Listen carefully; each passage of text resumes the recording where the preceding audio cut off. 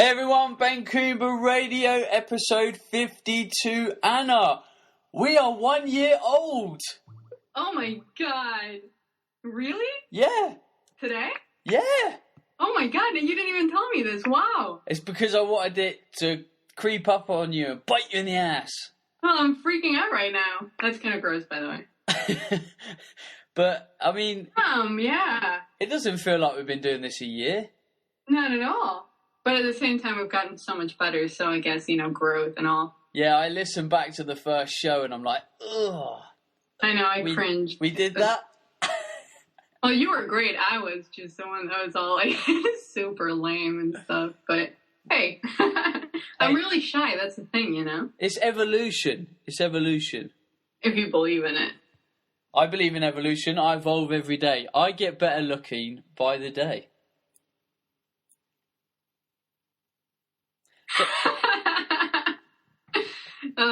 Yeah. You Americans and your humor. Yeah, I know. I apologize for it in advance. It's not personal. So, how is Anna and everything proteinpow.com related?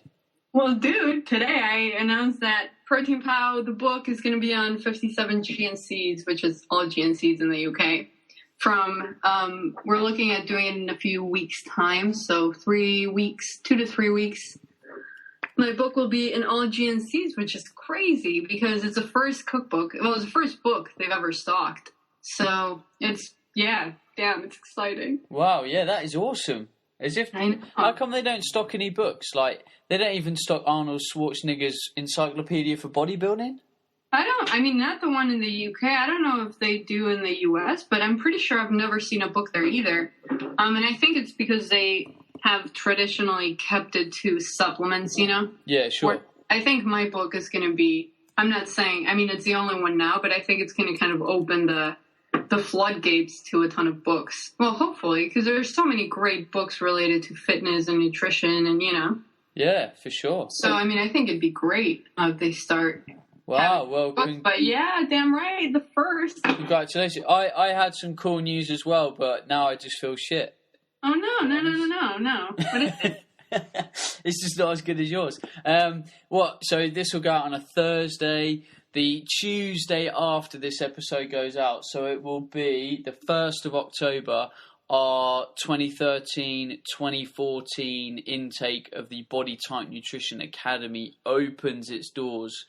Oh! And I'm excited, and all the other coaches are excited as well. We've got 350 people on the waiting list, which is pretty huge because we've only got 100 places. That's crazy. So when that button flicks at 10 a.m. on the 1st, it's first come, first served basis. Simple as that. Damn, that's great. Are people signing up from all over the world? Yeah, we've had inquiries from Ireland, Australia, Dubai, 2 people in America, just basically saying, can you do it from abroad? And yes, you can. And because if you miss the calls, we do online group calls. If you miss them, we save them so you can play them back at any time. So you're never really left behind. That's great. I love the whole community feel of the whole academy. I think that's really amazing and kind of the soul of so many, the success of so many kind of fitness and programs and people taking on. Definitely. We had quite a few of last year's academy write testimonials for the academy.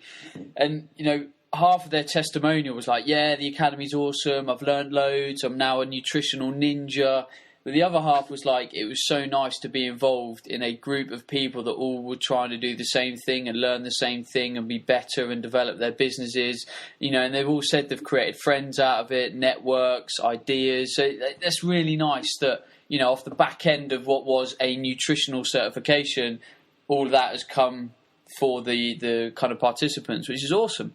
Yeah, no, that's amazing. Hats off, buddy. Yeah. So, yeah, big things. We've got a few more announcements coming soon, but the cat's going to stay in the bag on those ones for now. Yeah. Plus, that will do. You don't want to overstimulate people. Yeah, we don't want them to be, exploding before we even get to question 1, know? No. After all, it's only a Thursday. I know. Calm down. Woo! Right. Should we start this party? I think we shall. Good. I've got my party pants on. Let's go. These questions are kind of long, so yeah, they were good. Ready. They were good though. They were nice. No, they're good. They're just long. Yeah. Just people warning, so they're not like, oh my gosh, she's still reading. Yeah. Okay. Question number 1. Hello, Banana. I just wanted to say before I ask my question that I absolutely love the podcast. It has taught me a lot, and together with a Wheat Belly book, which by the way is great, has inverted my ideas on dieting. You can kind of imagine my horror being further embedded after listening to the Wheat Belly book about the government's guidelines for a low-fat, high-grain diet. I'm also slightly disappointed with myself as an engineer and scientist that I didn't question it more. Certainly, my attitude to GM foods and the assumption that they're fine for health has radically changed with the modification abuse wheat has suffered. Anyway, I'm off the topic, but thank you so much. I'm back in the kitchen and experimenting with nutritious foods and even sneaking proteinpow in my recipes as well. Anyway, the question. I am 5'4", 22-year-old female, around 24% body fat, which I know is high compared to some of your precious emails with guys who, in my opinion, are very close to being at the awesome level. Anyway, for me, I was quite proud of it. It took a long time to achieve, as my diet was basically very high protein with veg and almost no fats or carbs, which I thought stupidly would help me burn fat, but has recently learned from you guys that eating fat doesn't make you fat. Changing this one thing last Monday, including more fats in my diet, has given me loads of energy and I feel so much better. Thank you, thank you, thank you. But I don't know quite how much I appreciate... Oh, you don't know quite how much I appreciate it.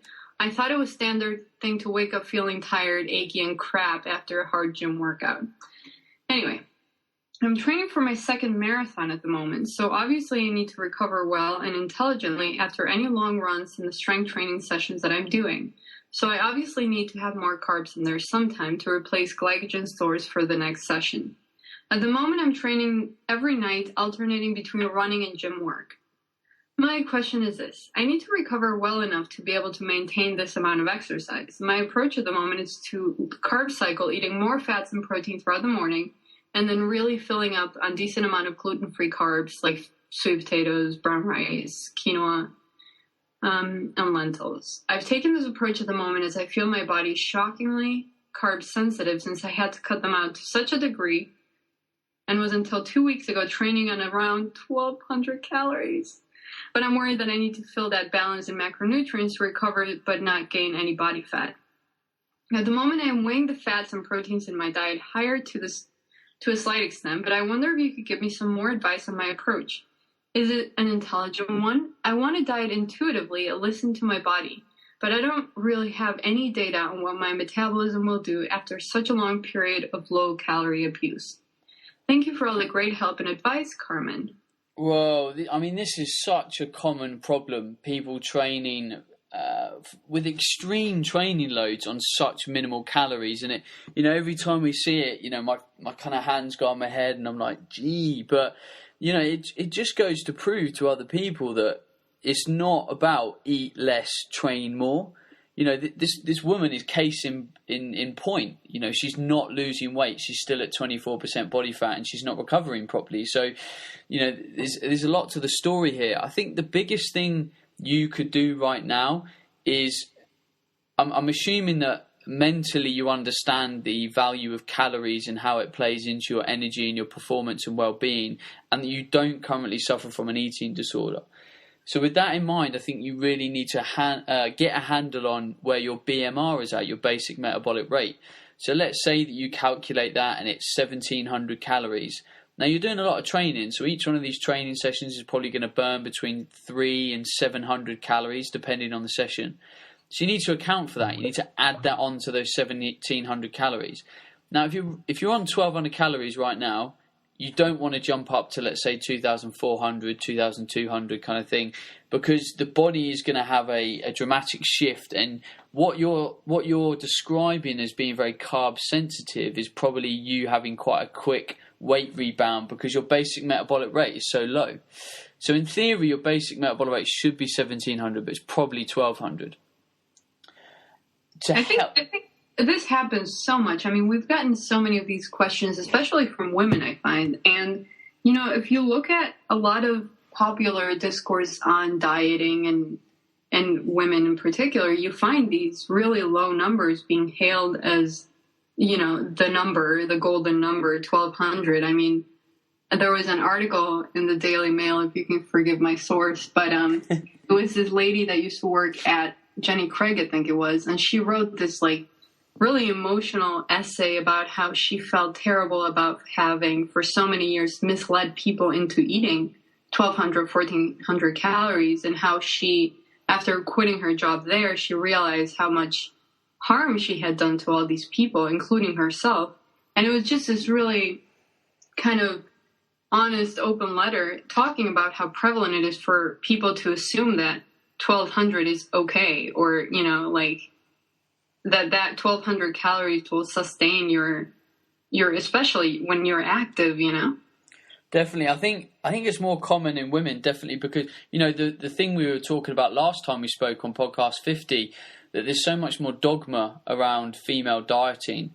And I think women are really happy to almost starve themselves in the pursuit of body beautiful, and men just aren't prepared to go to the same lengths.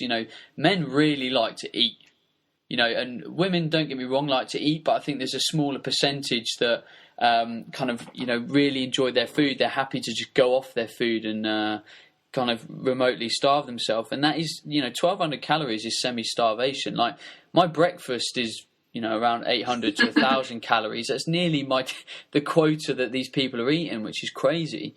Yeah.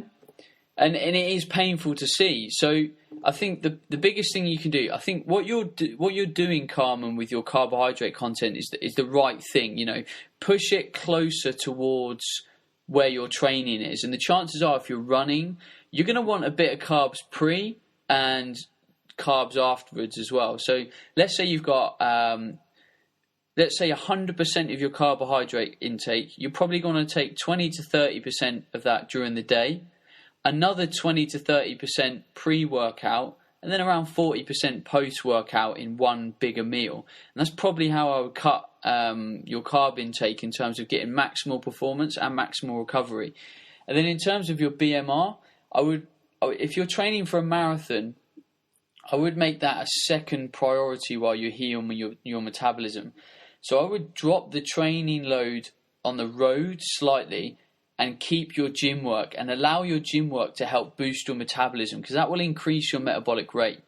And then as you do that, let's say increase your calorie intake by about 100 grams, say every week. Okay, just use that as a simple target. So every Monday you put your calories up by 100 grams. And then you just keep allowing the body to adapt. And then when you get to a point where you're like, actually, I am putting on weight now, drop back. So you might get to, let's say, 1,900 calories and you start putting on weight. Drop back to 1,800 and then just sit there and stay there. And then stay there for like 2 months and then have a go at pushing it up again. Because trust me, the more you can eat and stay the same weight, your performance will be better, your libido will be better, your sleep will be better, and your general well-being will just be much improved, because nutrition is nutrition. The body needs nutrition, and that comes from foods that have calories. I have a question about that. To what extent would you say to someone that has been on, say, 1,200 calories or even 1,400 calories for ages and being very low fat or very low carb or some extreme approach, to what extent would you say, hey, do this by the numbers instead of just say, you know what, stop thinking about it. Just listen to your body, eat until you're full, and, don't be restrictive and think, God, I can't have carbs in the morning. That kind of approach. Do you think that should come before going into more kind of analysis of the intake in the context of grams and calories and so on? I think in people that have aggressively tracked their calories and always eat into a certain low calorie intake, you have to bring the diet back up slowly. So in bodybuilding circles, this would be referred to as reverse dieting. So when you diet down to a show, your calories usually drop a bit and a bit more, and your metabolic rate will slow down. So let's say you go into a bodybuilding show at 1,800 calories and your normal BMR is 2,800. If you drop back if you go straight back to 2,800, your metabolism isn't prepared for it because your metabolic rate is already at 1,800. So you need to slowly bring the BMR up, otherwise you will see rapid weight gain. And that's why people that don't really understand how to control their metabolism will have a rapid weight gain. And that's the yo-yo diet culture. You know, you go on a strict diet, you're on 1,400 calories, and then you think, fuck it. You eat whatever you want, and you go back up to 2,500, and you put on loads of weight because your metabolism is at 1,400 and not at 2,500. And that's where we see this rebound weight gain and weight loss, because you're not accounting. And this is where we do have to track things. We have to say, where's someone right now? Right, we need to be here. Now we need to take a slowly approach. And when you're there and you can kind of feel and quantify how 2,400 calories feels like, for example, then you can be free and easy with your intake and relax it like you just mentioned, and how I would like people to live their diets generally. I completely agree with you. I think absolutely, because you're right. You can't say to someone that has been tracking their calories and eating really low calories, hey, you know what, forget about it. Just listen to your body and you will intuitively eat right. I think that message, which is out there, I mean, you know, a lot of people say that and take that approach with people, goes so against what people are used to doing. And it's kind of stressful in the sense that you're kind of speaking another language. So doing it the way you're saying, which is fine. Go on tracking whatever you want to track, and start increasing it, and then relax it, as opposed to just forget about it. You know, I think, yeah. Definitely. It's just stages of education. When you don't know how to do something, or you're not educated on something, it becomes very hard to do it, and it becomes more stressful because you've got to think of more variables. Yeah. I remember when I did a few ages ago, it feels like, the New Rules of Lifting for Women. Yes. And that book, I love that book. That book got me in love with weightlifting, and that book is awesome. But anyway, that book talked about how, you know, it gave a formula for how many calories you should be eating. And I remember, you know, I would eat 2,500 to 2,600 calories every day, which was more than I was eating before.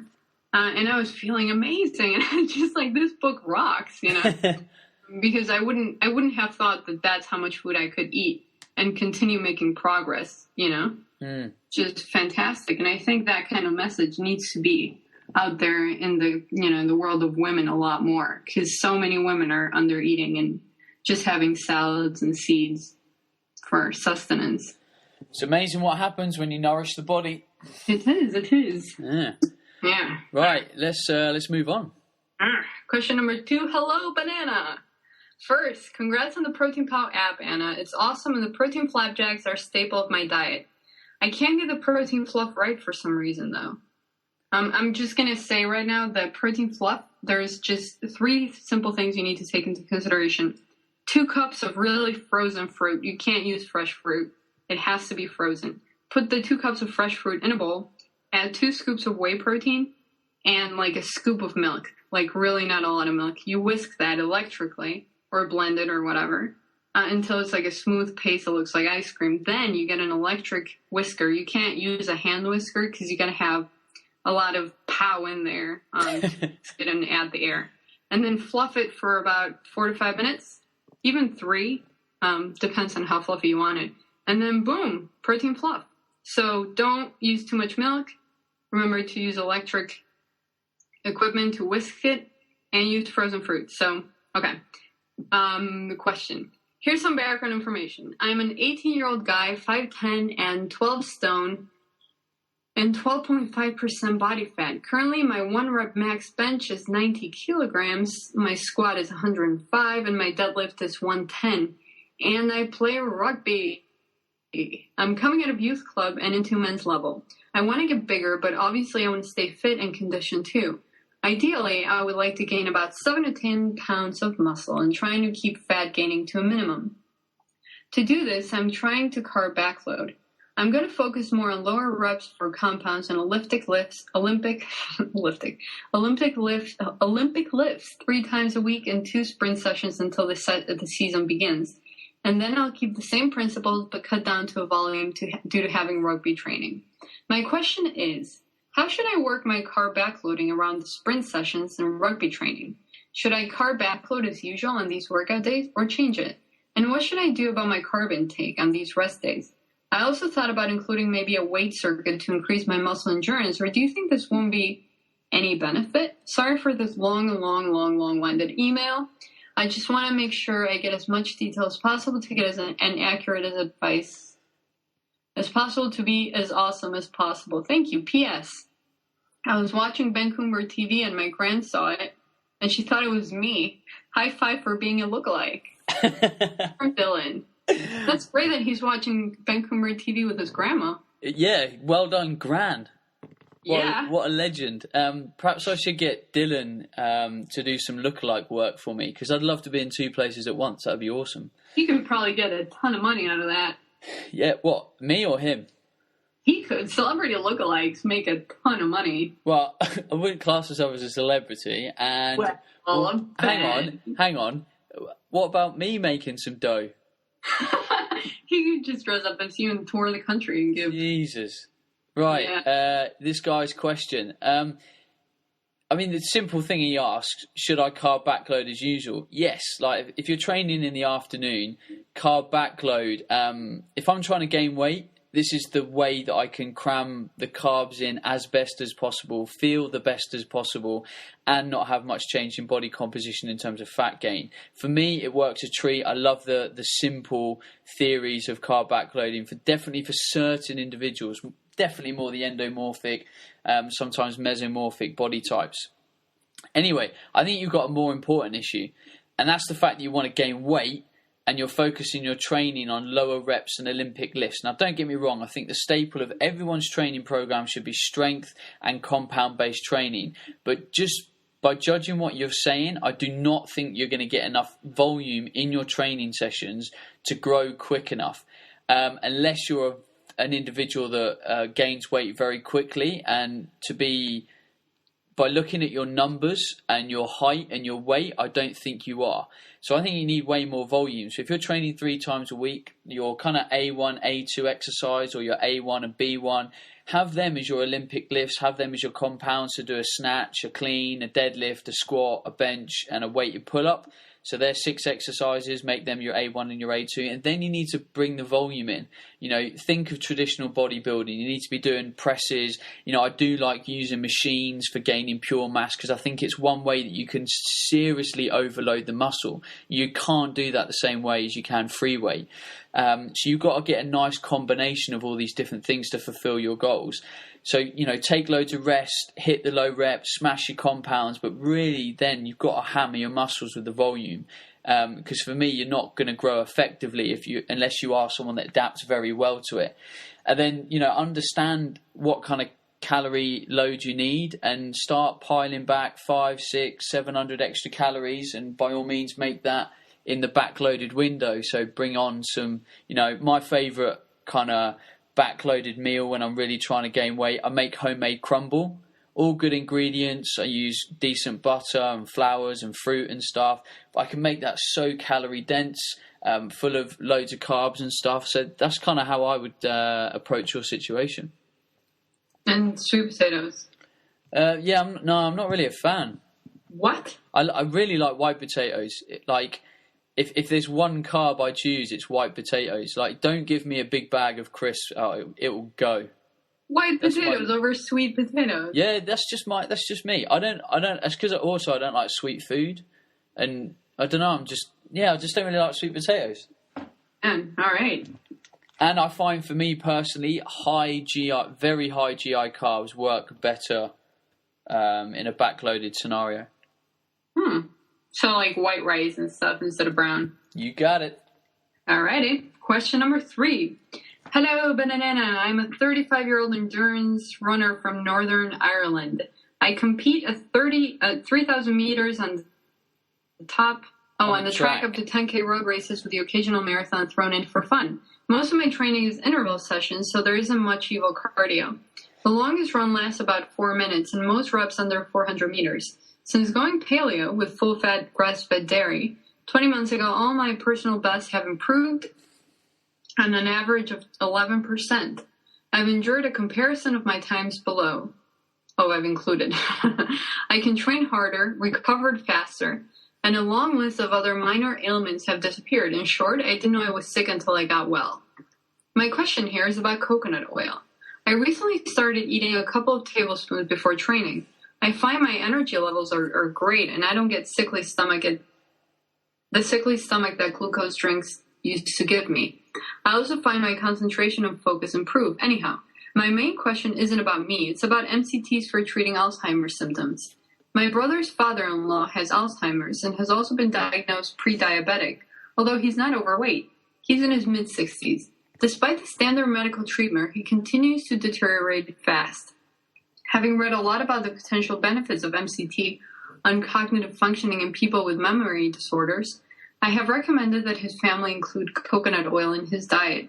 I've also suggested that they cut back on sugars and breads.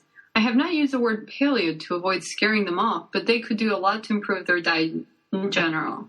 From what I know of the family's diet, most of their food comes from a can or a box in the freezer. There really isn't much cooking going on, so I'm looking for easy ways to get MCT into his food other than just cooking in it. My simple understanding of MCT is that the human body cannot store it, therefore must produce ketone bodies to burn it. Does this hold true if it is consumed with sugar or other carbs? Sometimes I blend 1 tablespoon of honey with 1 tablespoon of cocoa and 120 grams of coconut oil and a drop of vanilla to make a chocolate spread. That sounds really good. It does, Would yeah. adding something like honey to coconut oil negate the benefits of the MCT? Would the ketones still be present, be produced to process the MCT?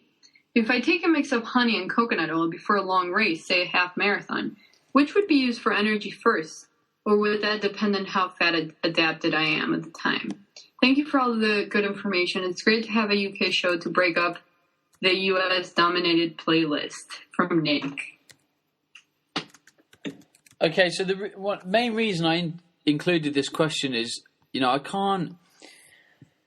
can't really go down the route of looking at coconut oil and Alzheimer's because it's quite an isolated nutrient. I'm going to be honest, I don't know an awful lot about coconut oil or MTCs when it comes to Alzheimer's. But the reason why I think about this is because me and my girlfriend sort of talk quite a lot about the brain and the body a lot because my girlfriend's a dementia nurse specialist. So she comes into contact with people with degeneration of the brain all the time. And my girlfriend sort of had her own journey with food and, still like us all kind of going through that and stuff. And she's convinced that looking at the diet in dementia and Alzheimer's, which they're not really doing to a great deal. They don't, the problem with dementia is it's way onset before we can even look to reverse it. And she's applied for some research grant as part of a new job that she's got within the NHS to actually explore the influence of diet on Alzheimer's and dementia, which would be huge. And it's so exciting and I'm so supportive of it. So hopefully, this might be an element that we can kind of look to include. But I just think it's fascinating because, a lot of the time, any decline in optimal function comes as a byproduct of inflammation somewhere in the body at some time, whether it's the immune system, the brain, the lymphatic system, the organs. And remember, that all comes from the gut. So the biggest thing that you told me when you talked about, your family's diet is that, nothing's whole, nothing's fresh, everything's out of a can.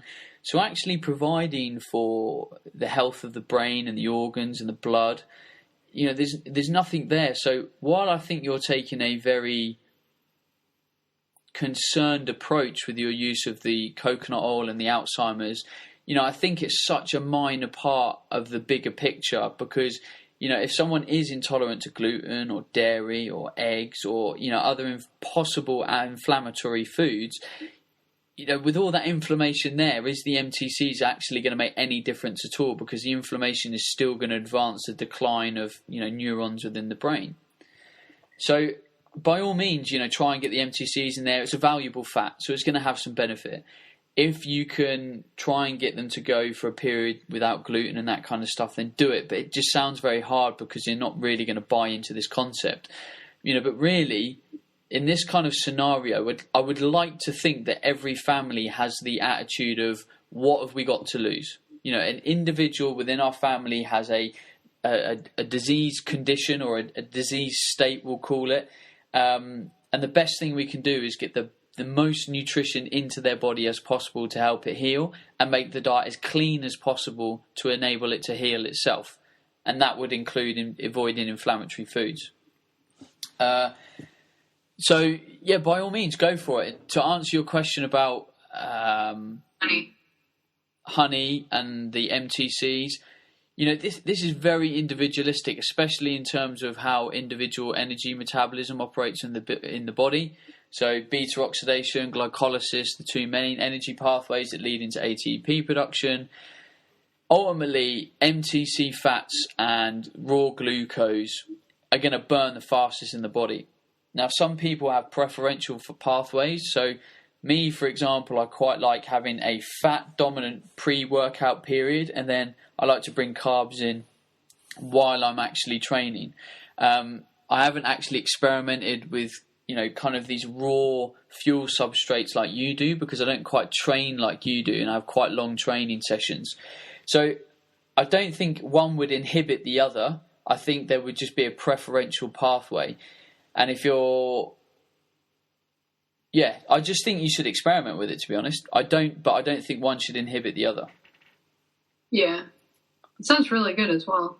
Honey and MCTs. And he says if you take in honey and MTCs, will ketones still be produced? No. Why not? Because ketosis, you'll jump out of ketosis when you take on board any appreciable amount of carbohydrates. Yeah, of course. So that's why ketogenic diet, you need to be on, sub 30 grams of carbs to stay in that kind of mode. Question number 4. Hello, Banana. First and foremost, the podcasts are great, and I've learned so much from them, so thank you for that. My question is this. As a fellow rugby player, I've always struggled with my cardiovascular fitness.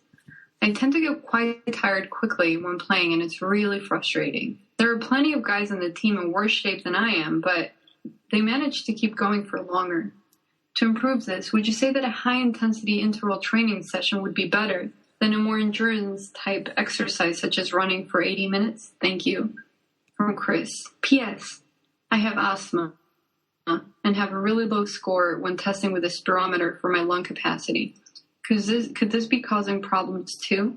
Is there anything you would suggest in terms of cardiovascular training or even supplements to help me reach my goal of being able to play at a higher intensity for longer in my rugby matches? Thank you, from Chris. I thought this was another awesome question because I had exactly the same problem when I was younger. So I had asthma when I was younger. I had it all throughout my childhood. I was on steroids, and so the blue and the brown inhaler and stuff, and it just wasn't good. And obviously my fitness was poor because of that asthma. Now, there was one key thing that I did to solve my asthma, and there's a company or a guy that has a system of teaching, or reteaching I should say, called the Buteyko technique. And that is spelled, Buteyko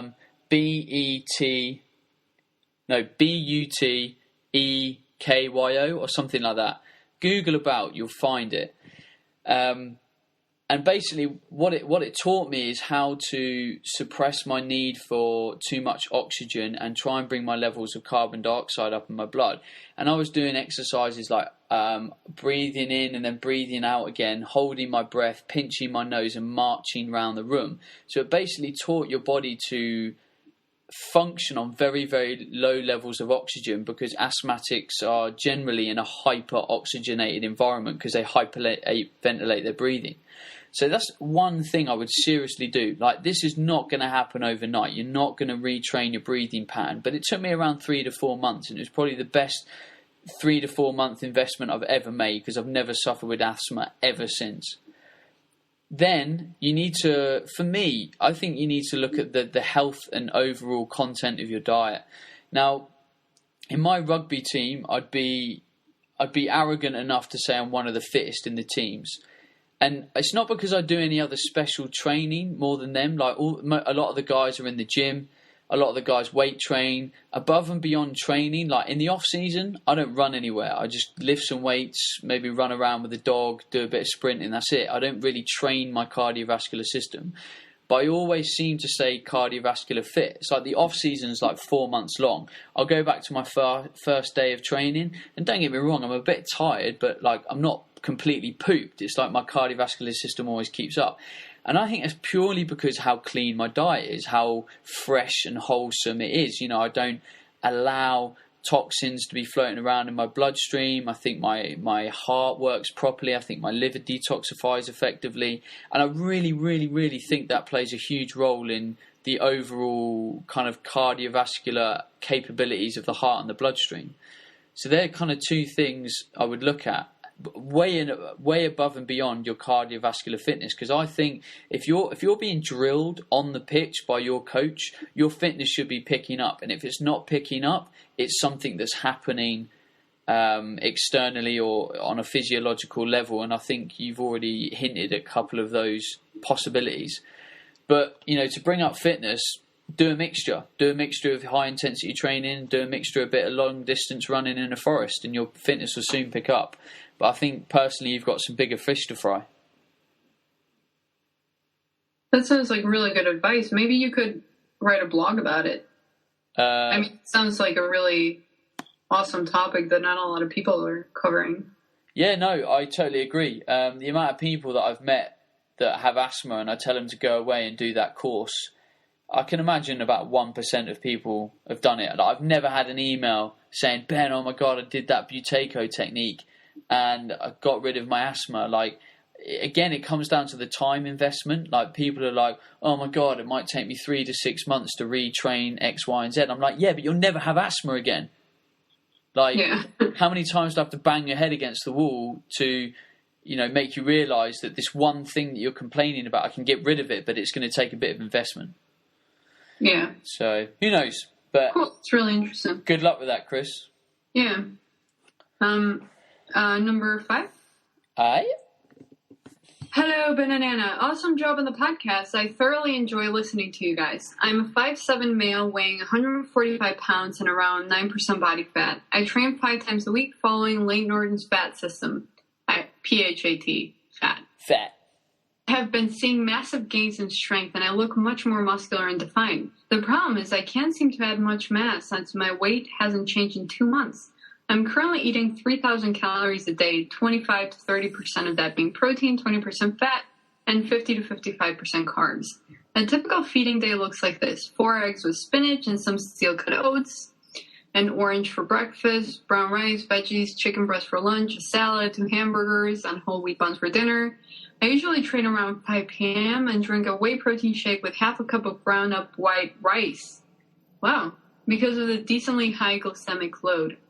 Any tips? Also, would it be okay to train fasted in the morning with a shake and other food afterwards while trying to gain mass as much as possible? P.S. Is it best to eat all the dairy products at full fat, like cottage cheese and Greek yogurt, not just milk? Thank you for your help. From Simon Pruitt from the University of Arkansas.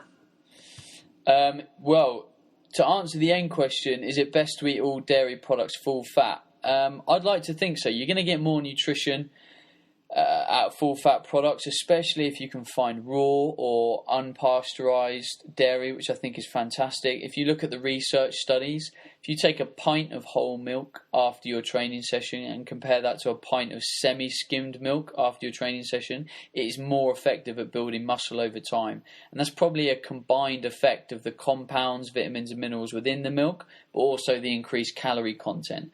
Now, the first things first, you're not gaining mass. So what do you need to do?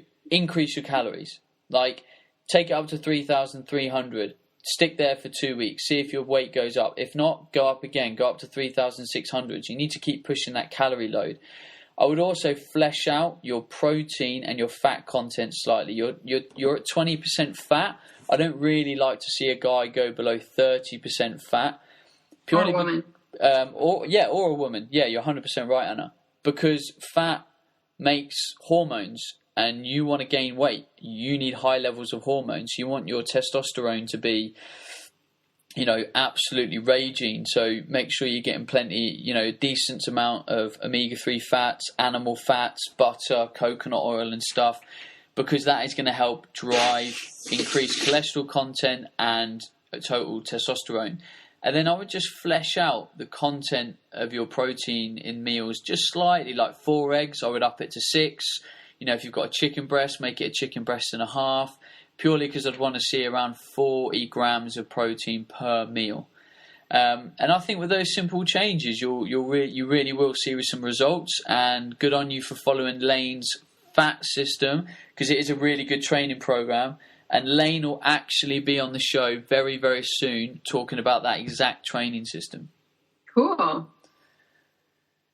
Because we're going to be touring the UK. I can't wait. When is that going to start? We're touring the UK in May. Nice. So yeah, I'm really excited. Touring with Lane's going to be epic, and the weekends that we put on are just going to be off the chain.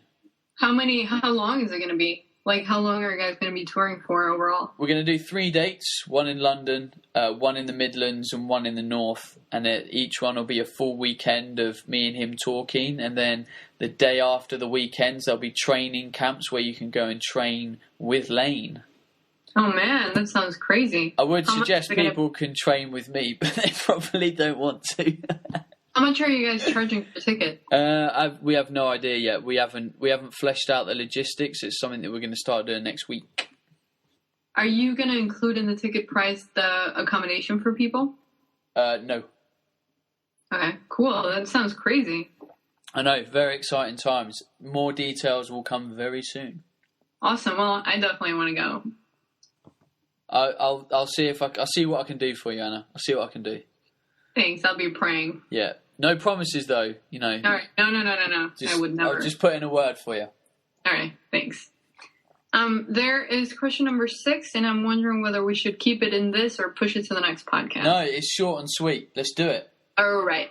Hello, Ben and Anna. I have recently seen mentions of peri-nutrition protocols on various social media platforms, but I'm struggling to find a clear-cut definition of what this involves, the benefits, and how to implement it into my nutrition plan. So I was hoping you could shed some light on this subject.